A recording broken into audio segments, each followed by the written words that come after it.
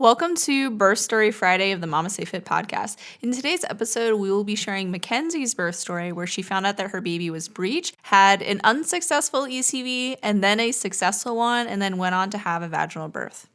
Welcome to the MamasteFit Podcast. This is Gina, perinatal fitness trainer and birth doula. And this is Roxanne, labor and delivery nurse and student midwife. And this is the MamasteFit Podcast, where we empower you on your prenatal fitness, birth, and postpartum return to fitness journey. Our podcast shares how to move throughout your pregnancy to stay strong and comfortable. Pain is not a requirement of pregnancy. Understand the science of birth and how to approach recovery after birth. We share our personal experiences as mothers navigating the stage of lives, plus our professional expertise as birth workers and fitness professionals. Our goal is to help you feel confident as you navigate the perinatal timeframe for an empowering pregnancy, positive birth, and postpartum journey. We are glad to have you with us on this journey and that you've chosen us to support you.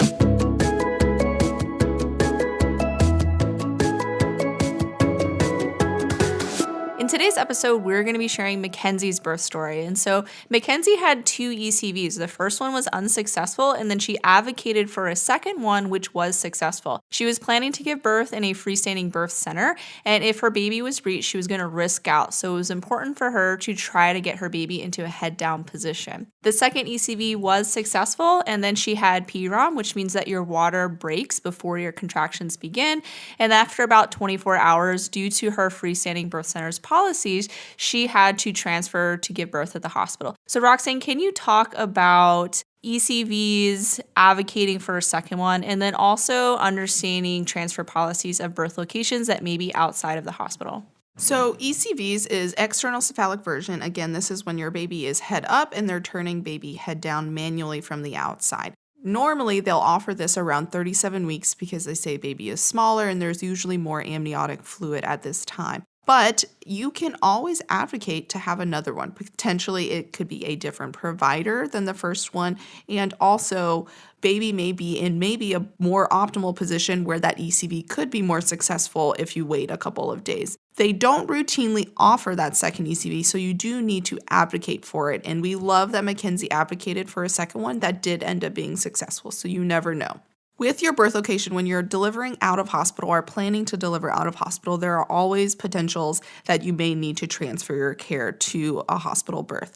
Asking those policies prior to either hiring your home or birth center for your birth can be very helpful for planning to know when potentially you might need to transfer, and then also establishing concurrent care with a hospital provider can be helpful for you to be able to transfer kind of seamlessly where they know a little bit about you. For most birth centers or home births, they have set timelines for policies of after your water breaks when they would transfer your care depending on different situations. Sometimes they'll wait a little bit longer, sometimes they'll wait less time depending on just their policies. But there's also other reasons to transfer out, such as you're over 42 weeks, you have multiple babies, sometimes either increased vaginal bleeding during birth, or there is something going on with baby's heart rate that is concerning that they want to transfer to the hospital just to be safe. They are called pink flags in a way because they want to transfer you to a hospital before an emergency happens rather than during an emergency because it is a little bit easier, and depending on where that home or birth center is located from the hospital, they need that buffer. So if you know what hospital your home birth midwife or birth center transfers to routinely, you can go to that birth center, tour that hospital, meet with the providers there so that it is a little bit more of a seamless transfer if it needs to happen. We also recommend packing a bag just in case you do need to transfer either during birth or prior to birth. So you risk out of having an out-of-hospital birth. You have that bag already packed, ready to go, and that's not something you have to do in a panic. So being familiar with your out-of-hospital's transfer policies makes it less of a surprise for you in the moment, because sometimes we'll have folks that have had to transfer but didn't totally understand why, or they had to transfer for a reason that was quote-unquote common knowledge, but they didn't know. So if you give birth before 37 weeks or after 42 weeks, you risk out-of-hospital birth in most locations. And so being familiar with what would risk you out takes away the surprise if you should find yourself in that situation, and then you have some plans for what to do when you do have to transfer. The other thing that Mackenzie had was PROM, which is pre-labor rupture of membrane. So she's not having any contractions and then her water breaks. Unfortunately, her contractions didn't pick up to be active labor by the 24-hour mark, which for her birth center required her to transfer to the hospital. So Roxanne, could you talk about some methods that someone can use to try to encourage labor if they had PROM? And Mackenzie will talk about the things that she did and then what would happen if they transferred and they had more of an active management of their labor. So with PROM, pre-labor rupture of membranes, most people will have their babies within 24 hours after pre-labor rupture of membranes happens. And contractions will usually start within 24 hours for most of us. But there are those few that it doesn't. So picking a time within that first 24 hours to potentially do some at-home kind of induction methods can be beneficial to avoid getting to that 24 hours because that risk of infection goes up after 24 hours, which is why Mackenzie's birth center had that policy of after 24 hours, you do need to transfer to the hospital. With the at-home induction options, you can do such nipple stimulation to help increase the oxytocin in your body, doing 15 minutes on each side with either a breast pump or your hand. It can be pretty tiring if you do it with your hand, so we normally recommend using a breast pump.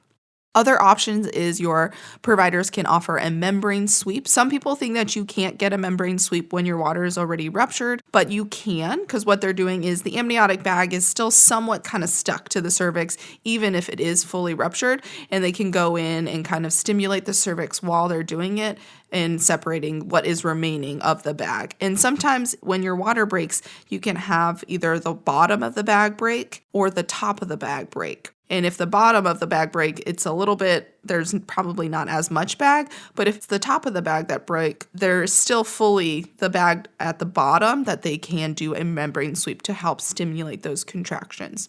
If none of those options kind of work, using medical options for induction is usually the next step, especially if you go to the hospital. So with Mackenzie's case, they did a cervical ripening agent of Cervidil where they placed the Cervidil next to the cervix. It releases synthetic prostaglandins over 12 to 24 hours, depending on your hospital policy. It just stays there until your cervix is a little bit softer. Sometimes it can cause contractions to start and potentially that you don't need any other induction methods after that, which is what in Mackenzie's case happened. She did not need anything after that Cervidil was placed and the membrane strip was done. But they can go on to offer either mechanical dilating options or Pitocin, which you can learn more in our childbirth education courses about those options.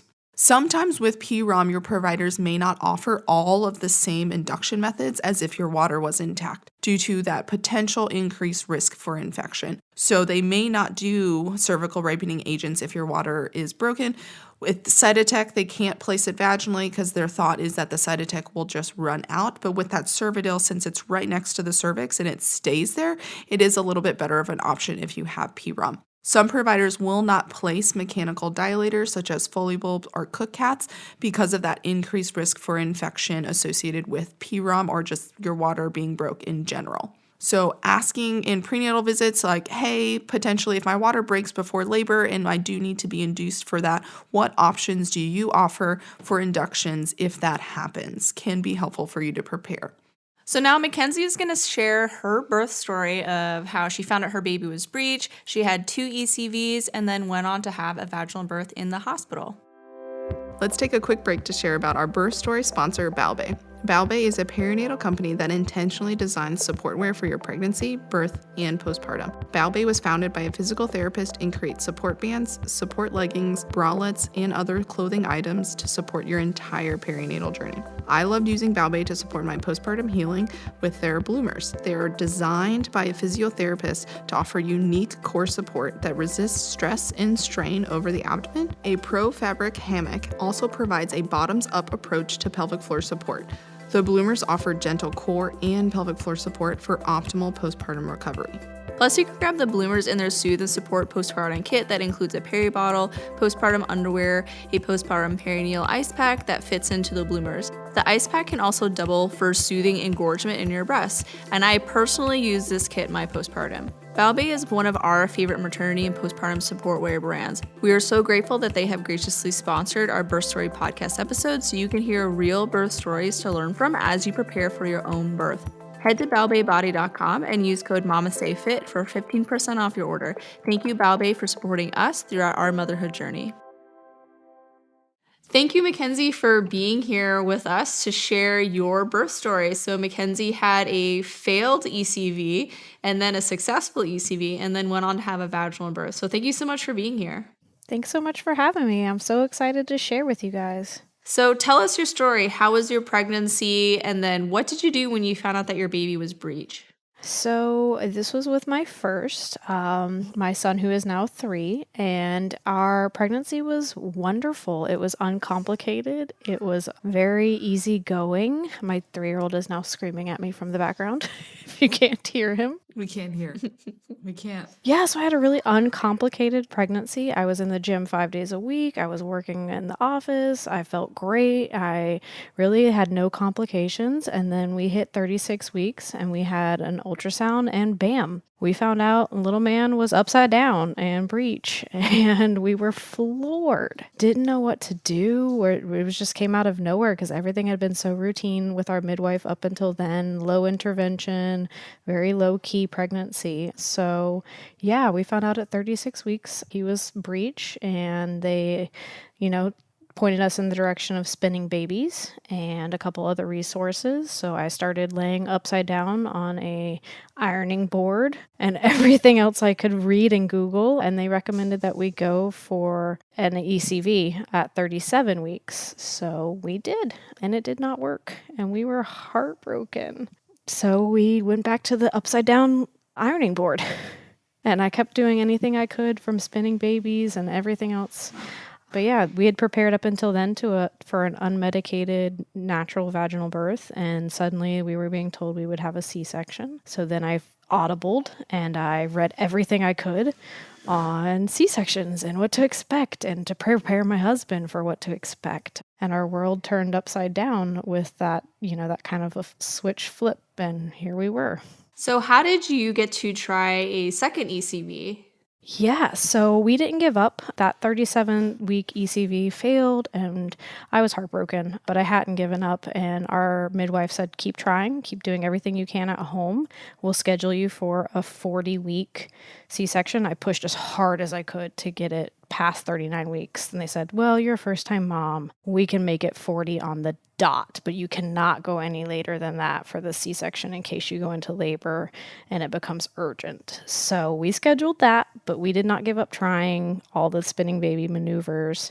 And at our 38-week appointment, because we were going weekly, I begged and I said, can we try another ECV? Is there a reason why we couldn't? Is there, is this counterindicated? What are my options? And they said, no, yeah, you can try again. Nobody ever really wants to, because they're not the most comfortable thing anyone has ever done, but there was no reason we couldn't. So at 38 weeks, they scheduled us for a ECV on the day we turned 39 weeks. And they basically said, there's a really good chance this will just turn into a C-section at this point. I was like, well, we're planning for that in a way anyway, so might as well try one more time. I was not giving up, and I just kept saying, can we just try again? Can we just try again? And they said yes. So they booked us into the hospital in the labor and delivery ward, in the room where they do C-section prep, because they were just assuming that's where we were going. And we tried again, and it was a different provider this time, and she was not giving up. She used every muscle in her body and sumo wrestled my son upside down and around, and she got him to flip pretty quickly compared to the first try, and he was head down. And we stayed for another hour or so just to make sure everything stayed and all the medicines wore off and I felt good and I didn't go into labor. And then they said, oh, well, you guys can go home. Now you just have to wait for labor to really happen. And that was Valentine's Day. So he was my best present, was having him flipped over, I said. How was the difference between your two ECVs? So the first one seemed like you were in it a little bit longer, and then the second one seemed a little bit quicker. So what was the difference between the two and kind of what you felt in your body? Oh, yeah, they were so very different. It was different providers, so it was a very different approach. And I could tell one provider came in and he was very confident. He had a very high success rate of this. Like, he was the person everyone said, go to him if you have an ECV. He's the best.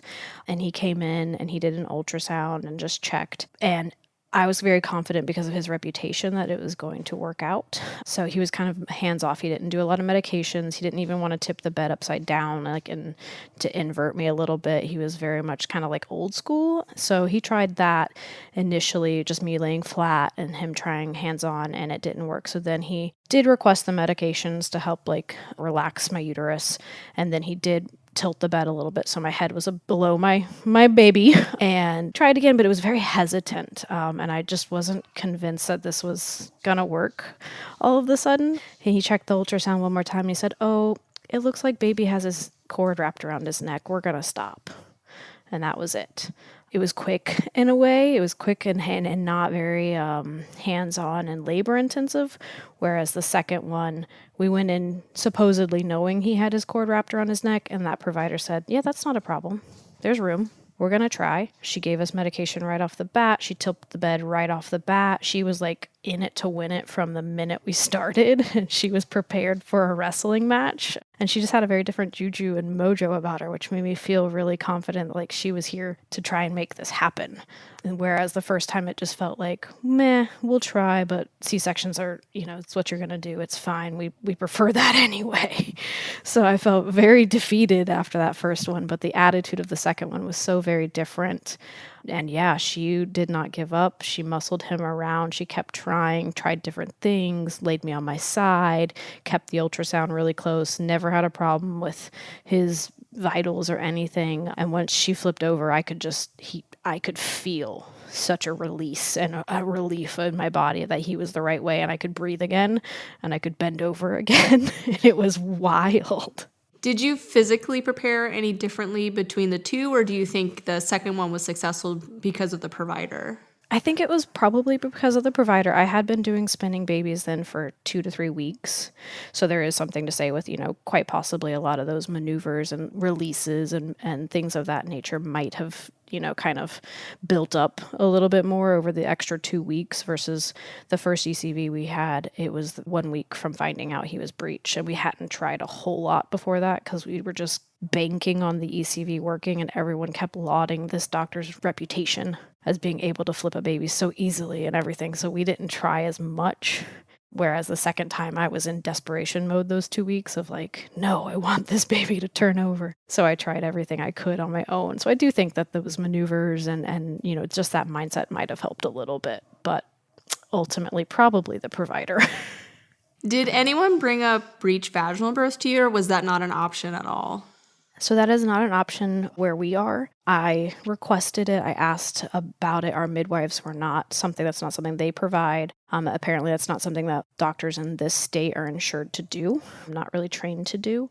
So I did go online and look up a few other options, but it would mean out-of-state delivery of practitioners I could find, midwives I could find that would be willing to deliver breech vaginally, and that did not seem reasonable at that time. Unfortunately, I reached out and emailed a couple midwife collectives and a couple places, and I was really defeated in finding out that it was just this guaranteed C-section and no one really tried anymore or was comfortable delivering this.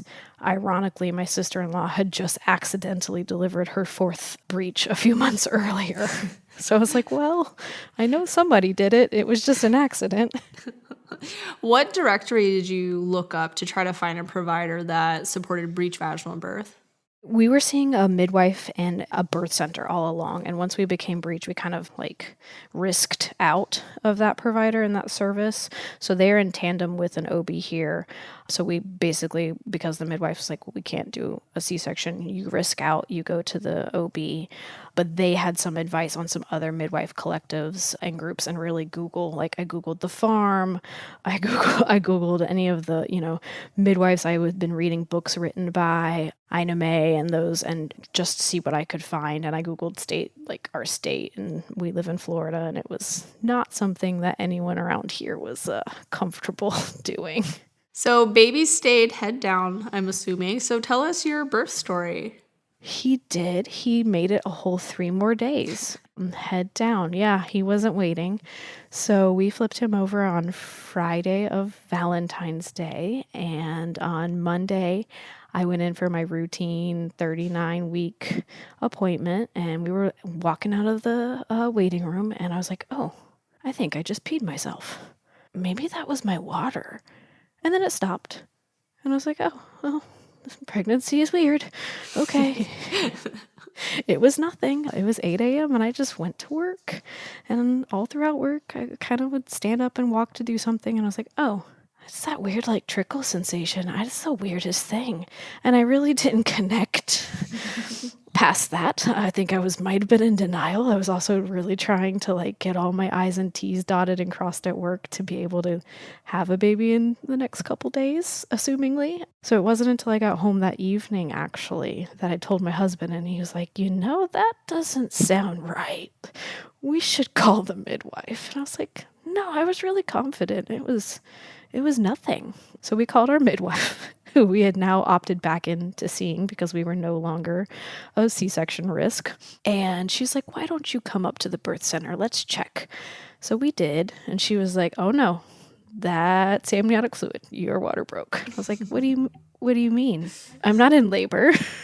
That's just been happening. She was like, well, how long has this been happening? I was like, I'm not entirely sure. I really didn't register it because I thought it was normal. Yeah, I know. So looking back on it, I sound like a dum-dum. But so she checked me. She said, you're 1 centimeter. You are having contractions. I said, I am? She said, yeah, you are. I said, oh, I couldn't tell. Well, you definitely are, but they're pretty mild, pretty erratic. So how long ago I tried to do some math of like, when did I know for certain I started to feel this trickling sensation to start kind of the clock of the 24 hours of having my water broken if I didn't go into labor. We talked and she said, I think you're on the door. You're on the cusp. It's coming. Go home. Rest, bounce on the ball, do a couple things. You can do nipple stimulation. You can, do it. She gave us a couple things we could try. She's like, don't force it. I think you're really close. It's just got a kickstart. But go home and eat and rest because it's coming and it's going to be, it's going to be the next few days. So we went home and I bounced on the ball and I did some nipple stim and I ate some chocolate and, a couple other things that were like, maybe wives' tales, but I tried them anyway and went to bed. And I woke up around 1 a.m. having contractions. I was like, oh, this is it. This is the show. All right. This is what I've prepared for all these months. And then they stopped. I was like, okay, I really don't understand what's happening. So I went back to sleep. And then 2, 3 o'clock, they started up again. I was like, okay, I'm going to bounce on my ball. I'm not going to wake my husband up. I'm going to, let him sleep because I've got this. And they weren't feeling great, but they weren't, the worst thing ever. And so I timed them and I texted the midwife and she said, yeah, get some sleep. Like, you're not there yet. I'm like thinking this is it. And she's like, no, you've got a long way to go, honey. So I tried to sleep. I woke my husband up around 6 and I was like, I can't really sleep anymore. And I think we have to go to the midwife at 7 no matter what, because that was kind of the time frame we had put on a 24-hour of my water being broken where they wanted to check and see what was going on. So we headed up to the birth center and she checked me. She was like, yeah, you're still 1 centimeter, but you're now 75% effaced. And I was like, okay, that's something. She's like, oh yeah, unfortunately, it's not enough. So in order to stay at the birth center and have that birth center birth, I would have had to have been in active labor by then. And I was very far from active labor, despite all my thoughts. So she said, we're going to have to transfer you to the hospital. The risk of infection's high now that you've been, your water's been broken for 24 hours or closing in on that point. We want to keep you somewhere where we can keep an eye on you and baby. You could labor today, tomorrow, another day. It's fine. You can stay in the hospital. We're not going to force it, but we want to keep eyes on you, basically. And she was like, we could do Pitocin. She named a couple things, and I was very anti anything intervention. I really wanted to see if we could do this as naturally as possible. So we went into the hospital, and they're like, why don't we do a membrane sweep and see, what happens? And they talked about doing Pitocin again. I was like, I really don't want to do that. I've heard some horror stories, We talked about this thing called Cervidil. I was like, what is that? I've never heard of that. And they're like, well, we insert it, and it basically just helps your cervix to ripen on top of a sweep. We kind of pair those things together. I was like, well, that doesn't sound like the worst first step because we've been here for a little while now. So we opted into that. It was like 11 a.m. They did a membrane sweep and placed Cervidil, and contractions started every 10 minutes from then on, practically immediately. Like she said, don't stand up for an hour because they don't want the Cervidil to fall out. So I laid for an hour, and after that, it was all go. We had contractions every 10 minutes. From then on out, they built up very quickly. We started probably between 10:30 and 11 a.m., and my son was born at 5:32 p.m. So we went from 1 centimeter to baby in right around 7 hours with the help of a sweep and Cervidil. That she said, our midwife was like, yeah, that just really kick-started your body. It knew what it was doing. It did. It just needed that extra push. So I labored unmedicated in the hospital, which was not my plan, but we audibled, we had music, and we had my sister-in-law acting as my doula, who's had 4 unmedicated, 1 unintentionally breech births, so she's a pro. And yeah, we kind of had to change our mindset a little bit, but we were there, and he was coming. There was no stopping him. So we pushed for about 20 minutes, and all in all, he was here. Once we started, it was pretty uneventful. It was just the 2 days of getting it started. So what were some positive things that you took away from your birth story, and like things that you would want to have in future births? And what were some things that you wish were different, and to include like kind of the preparation for birth? Oh, that's a great question. Looking back on it, I really don't have a lot of despite the craziness, despite 2 ECVs, despite my water breaking early, despite all these things that sounded like are awful, probably horror story sounding to someone else, I walked away like Superwoman from my birth. Like I was on a high. I felt so amazing. And I didn't have any lingering resentments or traumas from it, despite how probably traumatic it sounds. I felt at peace. I felt very calm despite all of the audibling, despite all of the changes. I look back on it as a very overall wonderful experience. And I'm hoping, I'm now 37 plus weeks, so I'm really hoping my next can be similar in all the good ways. He's head down, so we don't have that issue. But yeah, just going into it of the mental mindset, I didn't know what I didn't know. And now I do. So honestly, you guys as a resource was something I didn't have the first time around. I actually found you postpartum, and I was like, oh man, this would have changed so much. So, if I could change something, it would have been those little preparation, the mental mindsets. I was really active in the gym the first time, and I think that paid off in my stamina and my pain control and things of that nature. Yeah, but I can't say looking back on it, I would really change a whole lot. It was a negative experience mindset. I would change things that I know would only improve my time this time. And that has been, using you guys as a resource, again, using, some of the spinning babies, maneuvers, ligament releases and things of that nature, just to feel like I have more symmetry, doing chiropractic the whole time this time to keep myself feeling good. I also did PT this time because I did feel like I had some prolapse symptoms. So I wanted to be on top of that with this pregnancy. So things like that are kind of what I've changed this time around, and I'm excited for, hopefully they all pay off in days or weeks. We will see. But yeah, I hope that kind of answers your question a little bit. Absolutely.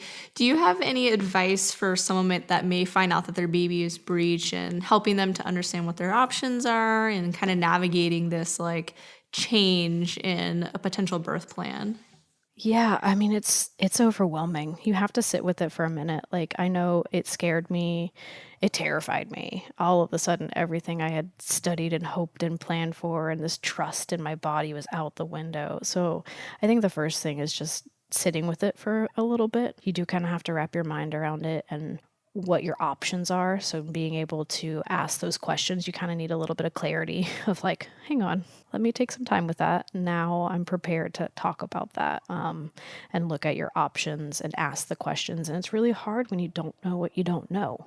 So if you get to that point and you didn't know that spinning babies was a thing, or they're not aware of you guys, or so many of the other resources out there, hopefully, having a provider that's knowledgeable on those fronts is it, something that they have. But yeah, being able to ask the questions, being able to look up the resources, do the research. I'm a very research homework, be prepared, have all my plan A, B, C, Ds in line. And as I'm sure you are aware, labor doesn't really work that way. It's not good for type A personalities. No, it's not. So yeah, I would encourage them to, sit with it and then to explore all your resources and all your avenues. It is a mental mindset shift, and that's just as much as a physical mindset shift. So being able to prepare your mental game for the ultimate outcome of either a C-section or an ECV or all of the, possible components there versus also your physical, being prepared physically for a C-section is different. Kind of having to be a little bit prepared for anything at that point. Don't give up. If that vaginal delivery is something you really want, try the ECV, look at what providers are in your area that might deliver breech vaginally, but you have to counterbalance that, not giving up with accepting reality. And that's really hard. And I know I really struggled with that. Looking back, I was like, God, I was so stubborn. It worked out, but gosh, I was so stubborn. I must have sounded so terrible. But, being able to not give up and accept whatever may come is a very hard balancing line. You really don't know how you're going to handle it until you're there. But yeah, just encouraging anyone who's got that sudden, hopefully successful ECV idea that, it's going to work out no matter what. Your babe will be here no matter what. And having that mindset helps like the end goal of like, no matter what, tiny human will be on the outside soon. And, no matter what we go through to get to that point, we still get that same end goal. And that's what we want. Absolutely. Well, thank you so much, Mackenzie, for sharing your birth story with us. It was really beautiful to hear it and to hear how you advocated for yourself and are now preparing for a subsequent pregnancy that I hope is just as amazing and empowering for you. So thank you so much. Thank you guys so much for having me. I hope that, somebody who listens to the story has a chance to hear how wild and crazy it can be and, take something good away from it. It was, looking back on it, despite how crazy it all ended up happening, I wouldn't change it. My little man is here and I learned so much about myself and about birth through the process. So it's a good way to learn. Yeah, I really try, and anyone I know who's expecting, I'm like, if you're not freaked out by birth stories, please let me tell you mine.